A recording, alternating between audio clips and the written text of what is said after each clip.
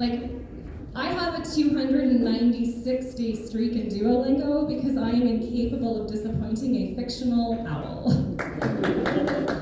When I type R, my phone auto-suggests, "You mad?" I am on so many medications right now that my pharmacist sees me coming and calls me his retirement fund. So obviously I'm single. And it's fun, I've been able to use that opportunity to learn a lot about myself.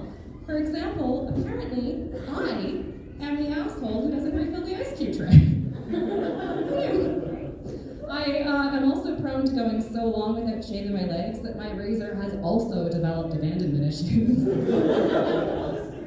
But I can open a pickle jar all by myself. Thank you.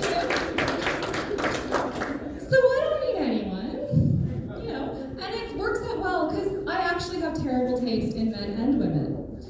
So honestly, if I've ever been interested in you, it might be time for you to re-examine your life choices. You know, it's not that I can't recognize red flags. It's just that I'll see a bunch and be like, "Oh my God, are those for me?" You know, like the last red flag was a man and a politician, and I still didn't know that he'd be full of BS and lots of prudes. You know. Really, the only downside to being single is when I forget to buy batteries and my vibrator dies mid-sesh. Because then I gotta go buy it all handcrafted style like I'm Amish or something. I mean, maybe I do need someone, you know, to remind me to buy batteries.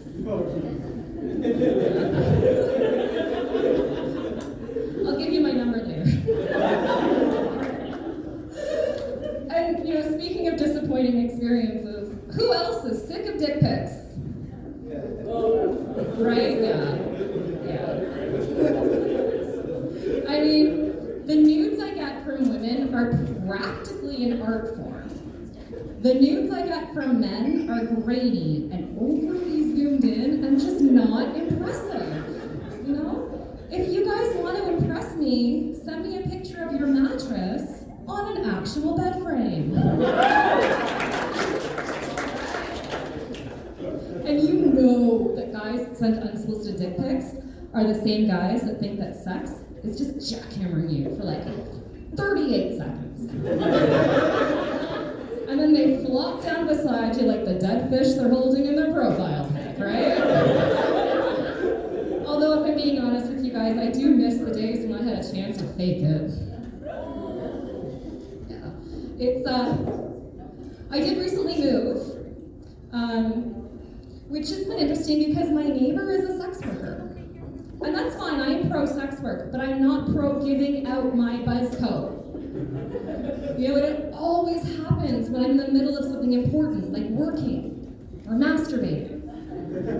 You know, and then they're all disappointed that I'm not letting them in, and I'm all disappointed that they're not my Amazon guy, you know, with my batteries. And then we're just like two Habs fans, deeply unsatisfied. You know, maybe I'm just bitter. I mean, the most action I've gotten all year was my last COVID test.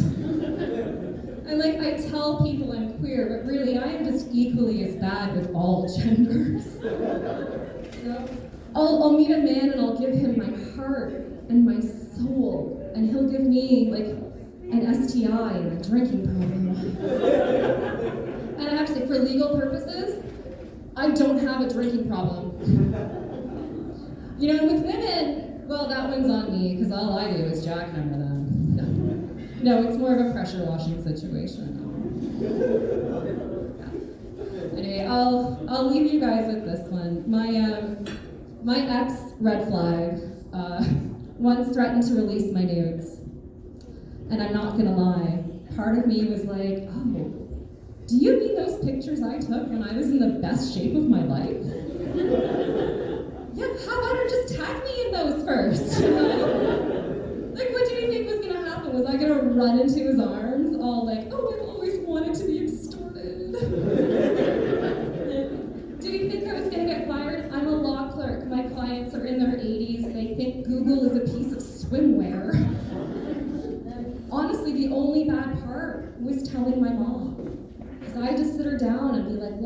sometimes when two people have trauma bonded,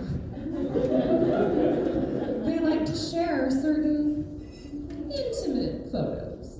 You know, it's very good for the dopamine. You guys, the traumatic thing was how she replied. It was awful.